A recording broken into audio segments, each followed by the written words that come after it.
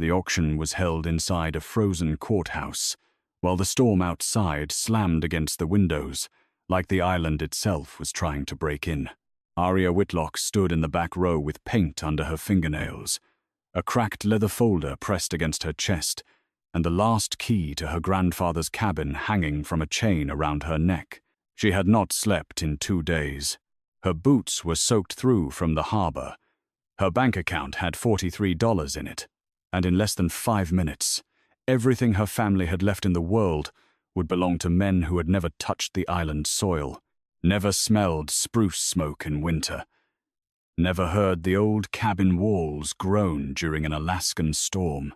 The auctioneer raised his gavel. Lot 17. Whitlock Cabin and surrounding acreage, Black Harbor Island. A man in a charcoal suit lifted his paddle without looking up from his phone. 200,000. Aria's breath caught.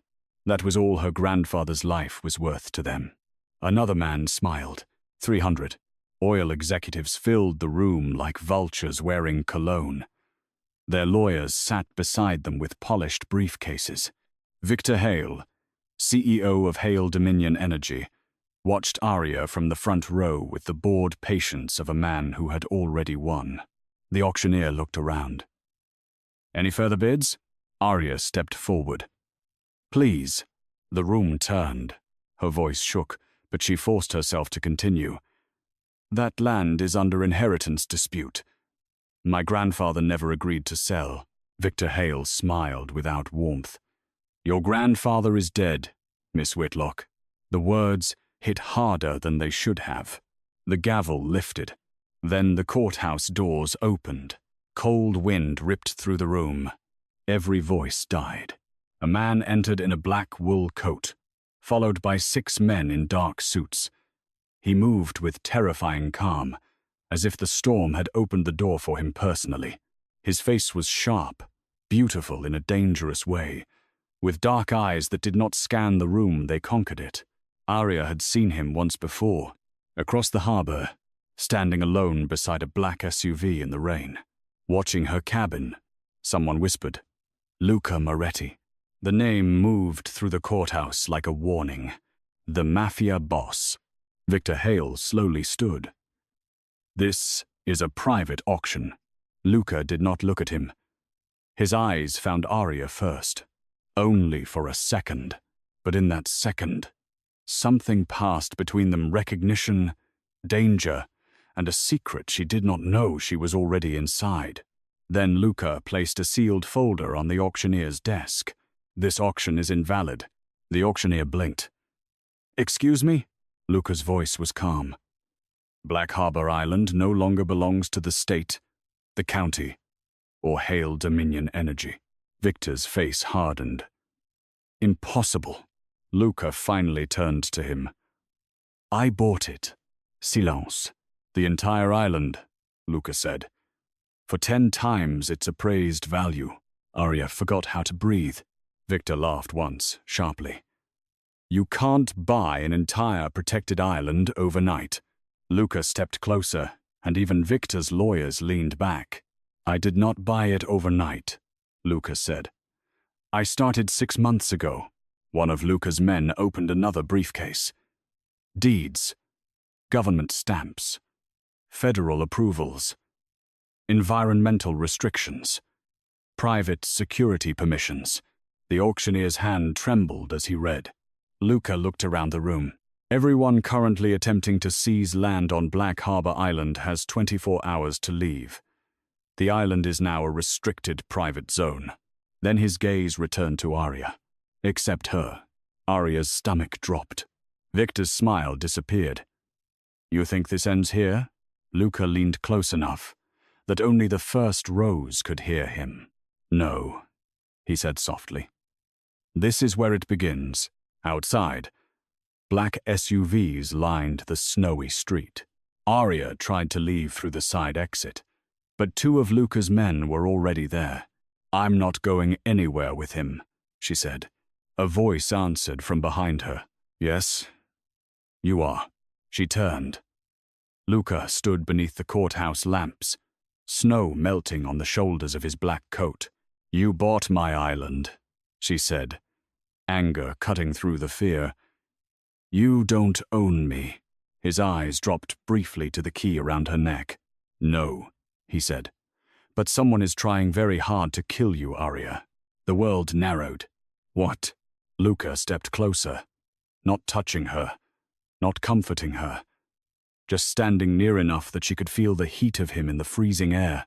The auction was never about land, he said. It was bait. For what? For you. Before she could answer, a gunshot cracked through the night. The courthouse window shattered. Luca moved faster than thought. He grabbed Aria and pulled her beneath him as glass exploded across the hallway. His body covered hers completely. One arm locked around her waist, his coat shielding her face. Men shouted. Tires screamed outside. Luca's security returned fire into the darkness. Aria's cheek pressed against his chest. His heartbeat was steady, not fast, not afraid. He looked down at her, his face inches from hers. Now, he said quietly, you are coming with me. Black Harbor Island disappeared under snow and fog as Luca's private helicopter cut through the storm. Aria sat across from him, hands clenched in her lap. She had refused the blanket, refused the water, refused to cry. Luca watched her like she was a locked door he already knew how to open. Why me? She asked. He looked out the window. Because your grandfather left something behind. My grandfather left a cabin, unpaid taxes, and a box of old brushes. He left more than that. She laughed bitterly. You don't know anything about him. Luca's jaw tightened. It was the first crack in his control. I knew him. Aria froze. My grandfather hated criminals. He had good reason. The helicopter lowered through white fog. The island appeared beneath them, dark forest, black cliffs, frozen shoreline, and one small log cabin standing stubbornly against the storm. Home. Her throat burned. But the island no longer looked like home. Black SUVs waited near the dock. Armed guards stood at the tree line. Floodlights cut through the snow. Hale's drilling equipment sat abandoned near the North Ridge, surrounded by Luca's men. Luca had not just bought the island. He had invaded it. When they reached the cabin, Aria pushed past the guards and unlocked the door with shaking hands. The familiar smell hit her first cedar. Old smoke, turpentine, and dust. Her grandfather's chair still sat by the window. His mug was still on the shelf. A half-finished carving rested near the stove. She turned on Luca.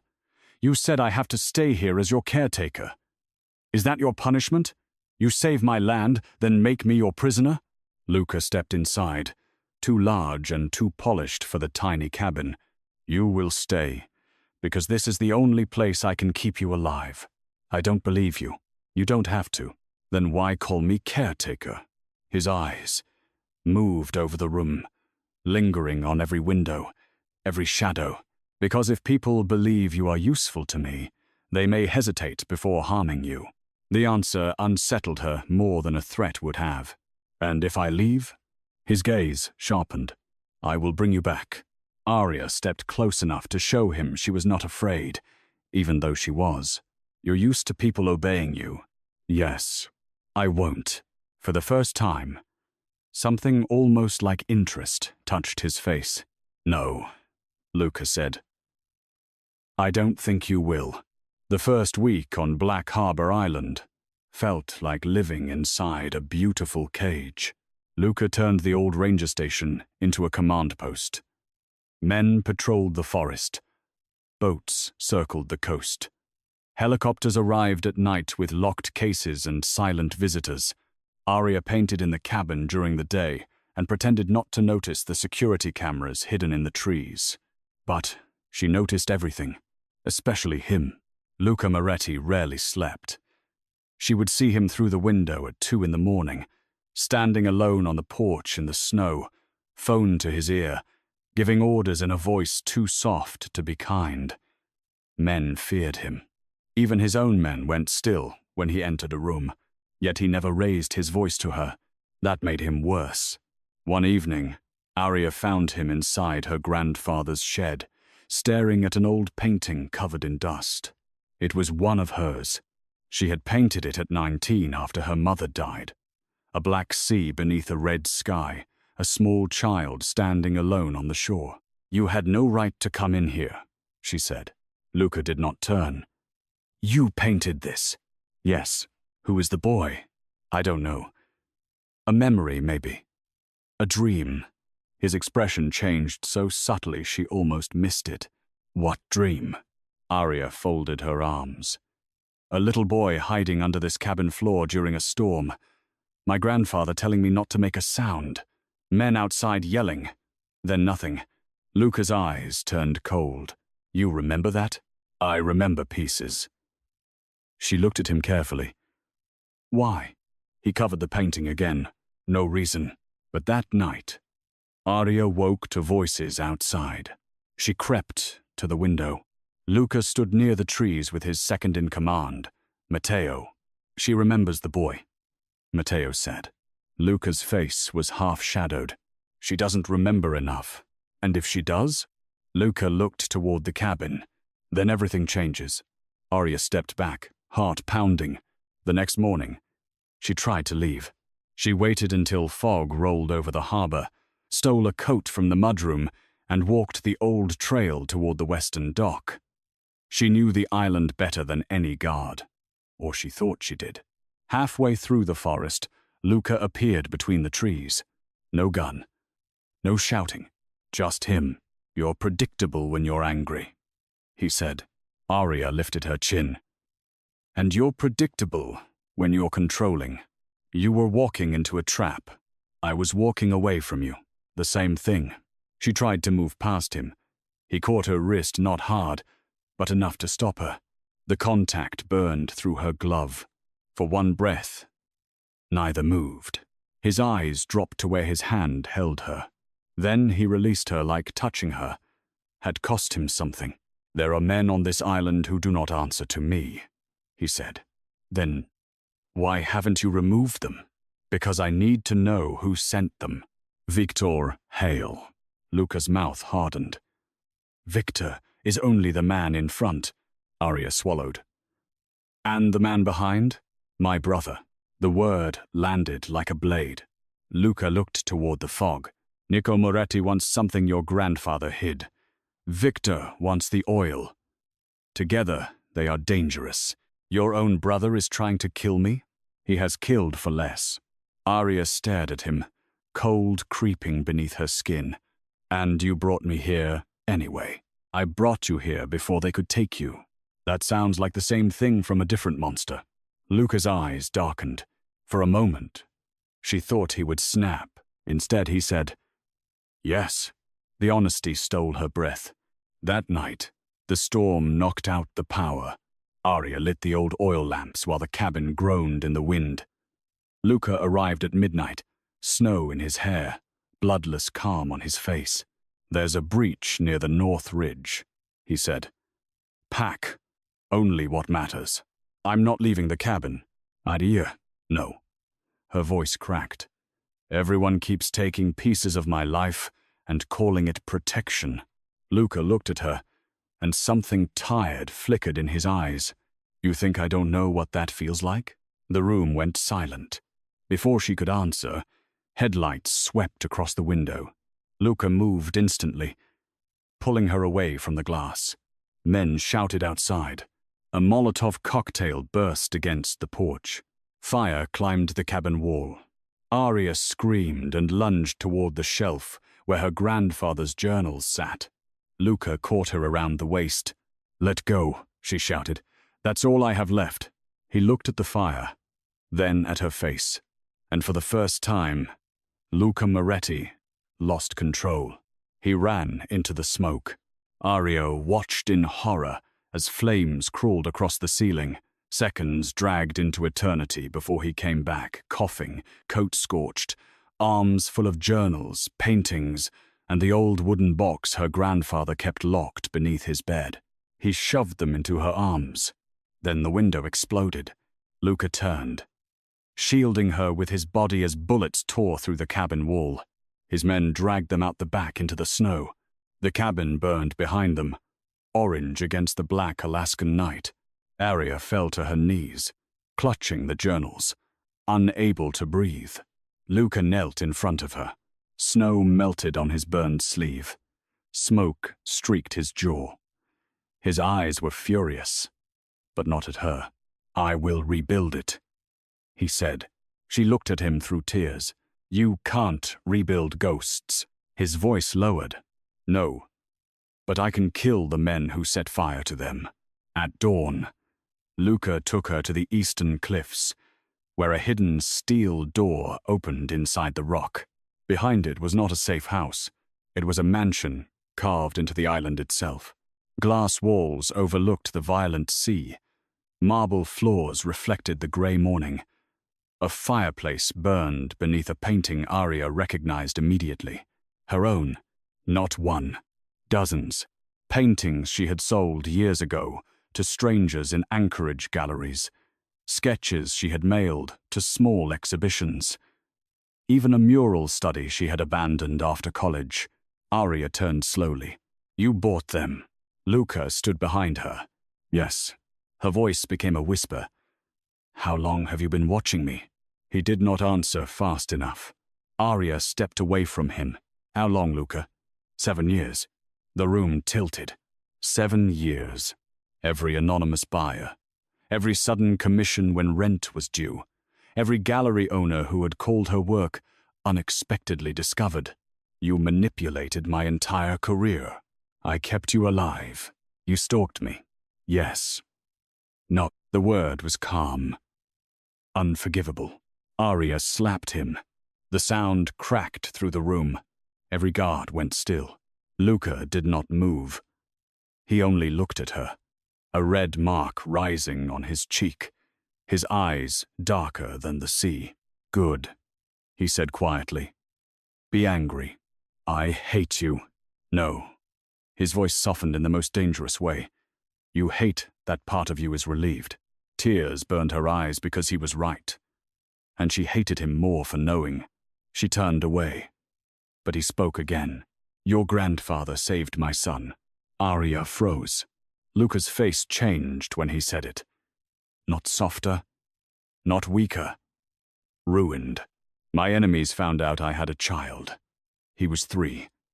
They attacked the convoy outside Black Harbor during a storm. Your grandfather hid him under the cabin floor until my men came. The dream, the little boy, the storm." Aria's hand moved to her mouth. "Where is he now?" Luca looked toward the sea. "Dead." The word emptied the room. "For years I believed Hale's men killed him after he left this island. Then I found evidence that he may have survived." Luca's voice became colder, controlled again because grief had nowhere else to go. "Your grandfather kept records. Names. Coordinates. Proof that Hale Dominion was laundering money for my brother and using oil leases to move weapons through protected waters." Aria stared at the burned journals in her arms. "That's what they want." "Yes. And you thought my grandfather hid proof in the cabin." "I know he did." "Then why didn't you tell me?" "Because everyone I tell the truth to dies." The answer should not have hurt, but it did. For 3 days, Aria refused to speak to him. She stayed in a guest room overlooking the cliffs, reading her grandfather's journals page by page. Luca stayed away, but his presence was everywhere. Guards outside her door. Warm meals she did not request. Fresh art supplies placed silently near the window. A coat, exactly her size, folded over a chair. Possession disguised as care. Care disguised as control. On the 4th night, she found the hidden page. It was tucked inside the spine of a journal, written in her grandfather's uneven hand. "If Aria ever remembers the boy, tell her I am sorry. Tell Moretti the child lived. Tell him the name they gave the boy was Elias Reed." Below it was a photograph, a little boy with dark eyes. Standing beside a woman Aria recognized. Her mother. Aria's chest tightened. Her mother had not died in an accident. Her mother had been part of this. She ran through the mansion with the photograph in her hand and found Luca in the underground garage, preparing to leave with 20 armed men. He turned at the sight of her face. What happened? She shoved the photograph against his chest. Luca looked down. The air left him. For the first time since she had met him, Luca Moretti looked afraid. Elias, he whispered. He lived, Aria said. My grandfather knew. My mother knew. Luca's hand closed around the photo so tightly it bent. Then Matteo entered behind them, pale. Boss, he said. We have a problem. A screen on the garage wall lit up with breaking news.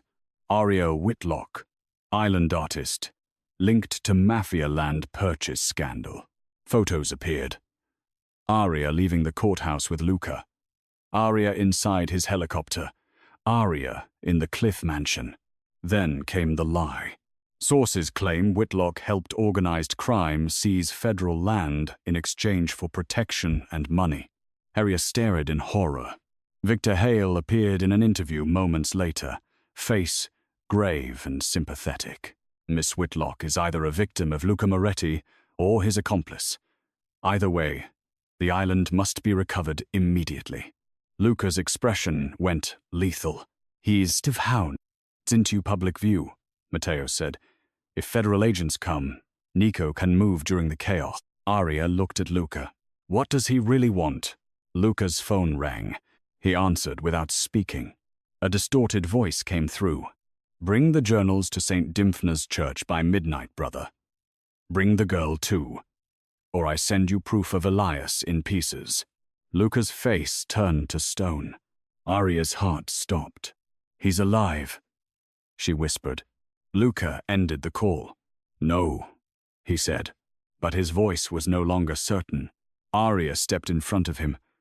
You're not going without me. You are the reason he wants this meeting, and I'm the reason you have the proof. His eyes flashed. I won't use you as bait. You already did when you made me stay. That struck him. For a moment, there was only the sound of engines idling beneath the mansion. Then Luca stepped close. If you come with me, you do exactly what I say. No. His jaw tightened. Aria lifted her chin. I'll come with you. I'll trust you, but I won't obey you like a possession. Luca looked at her for a long time. Then, quietly, he said, Trust is more dangerous. St. Dymphna's church stood abandoned on the mainland, half buried in snow, its stained glass broken, its bell tower leaning into the storm. Luca arrived with Aria beside him, in a black armored SUV. For the world outside, she wore a long dark coat, hair pinned back, face pale but unbowed. For Luca, she wore her grandfather's key under her collar and carried the journals beneath her arm. Inside the church, candles burned in hundreds of red glass holders. Luca Moretti waited at the altar. He was younger than Luca, handsome in a crueler way. Smiling like family was only another kind of weapon. Victor Hale stood beside him, and between them was a young man tied to a chair. Dark hair, bruised face, Luca's eyes. Aria felt Luca go still beside her.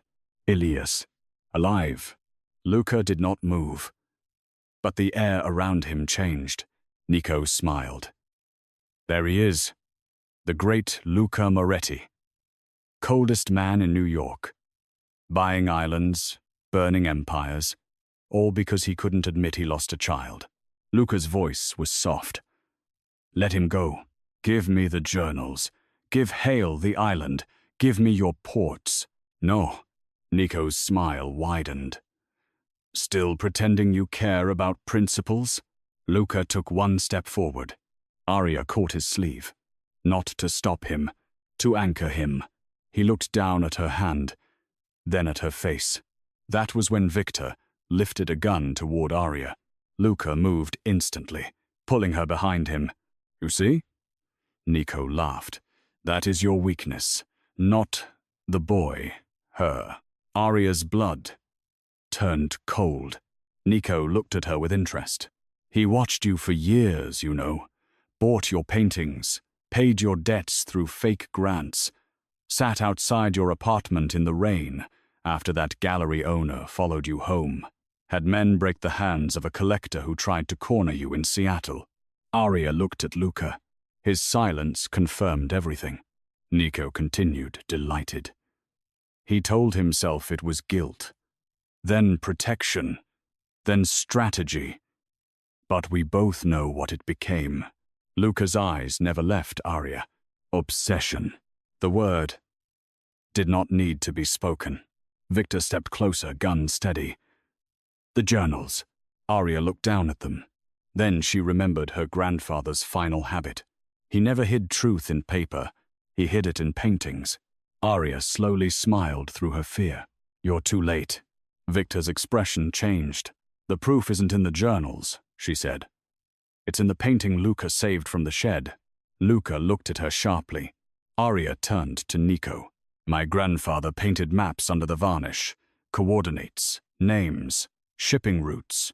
All hidden beneath my work, because he knew men like you only see value when you can own it. Nico's smile vanished. The church erupted. Gunfire shattered the candles. Luca shoved Aria behind a stone column, covering her with his body as his men stormed through the side doors.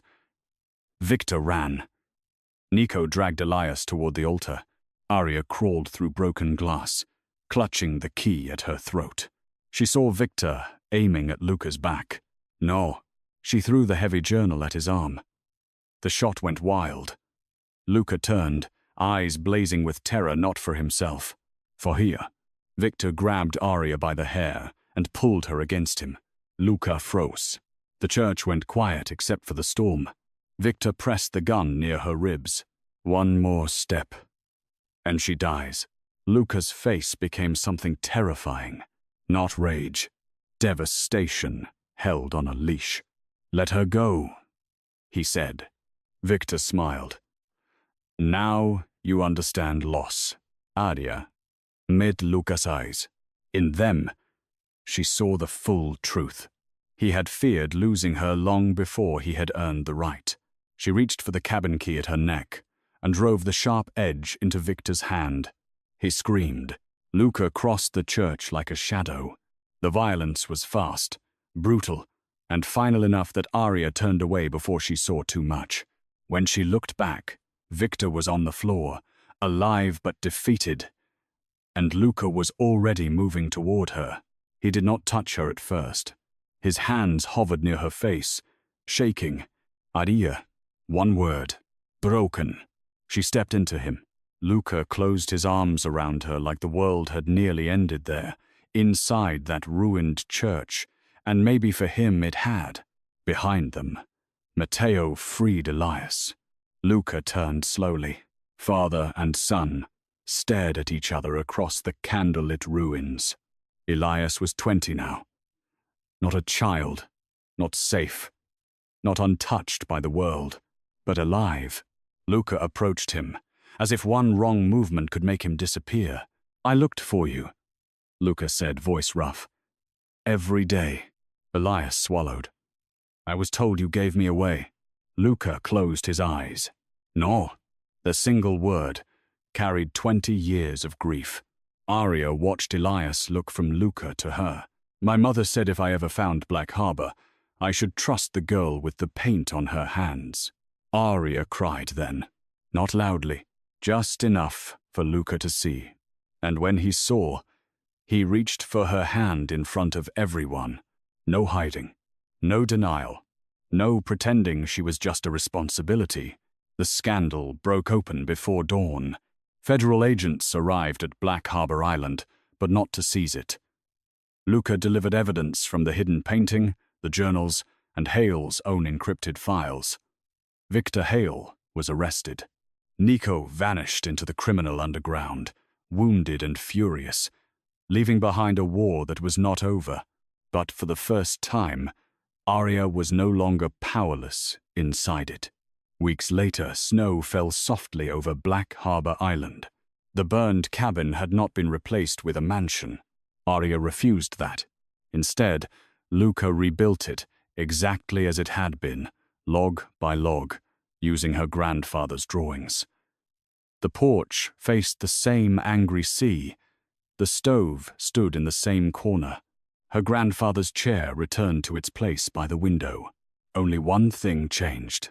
A new studio stood beside it, glass-walled and filled with winter light. Aria found Luca there one evening, standing before her unfinished canvas. It showed the island at night, black waves below, a cabin glowing gold in the storm, and a man in a dark coat standing guard outside. "You made me look lonely," he said. "You were." He looked at her. "And now," Aria set down her brush, "now you're still dangerous." His mouth almost softened. That wasn't the question. She walked toward him slowly. "Now you're learning how not to turn love into a prison." His eyes darkened with emotion he still did not know how to hold gently. "I don't know how to love halfway," he said. "I never asked you to." Aria. Her name in his voice felt like a vow and a warning. He reached for her, then stopped, just before touching her face. Still asking, without words. Still fighting the part of him that wanted to take. Aria closed the distance herself. She placed her hand over his. Outside, the island wind moved through the spruce trees. Down by the harbor, black SUVs waited beneath falling snow. Somewhere beyond the horizon, enemies still breathed. Luca Moretti was still out there. The world Luca came from would never become safe. But inside the cabin, firelight warmed the walls her grandfather had built. Elias sat on the porch steps with a mug of coffee, watching the sea like a man learning how to belong somewhere. Matteo argued quietly with contractors near the dock. The island, once almost stolen for oil and greed, had become something else. A fortress, a home, a promise. Luca leaned closer, his forehead nearly touching Aria's. "I bought an island to keep you alive," he said. She smiled through the ache in her chest. "No," she whispered. "You bought an island because you were already lost." His hand curled gently around hers. "And you?" Aria looked at the cabin, the storm, the dangerous man who had entered her life like a black winter tide, and somehow given back everything she thought was gone. "I stayed," she said, "because I finally found my way home." Luca kissed her then, slowly, like devotion had finally defeated fear. Outside, snow covered the island in silence, and on the cliff above the sea, the forgotten cabin glowed like a secret the world had tried to bury. But love, obsession, and blood had dragged back into the light.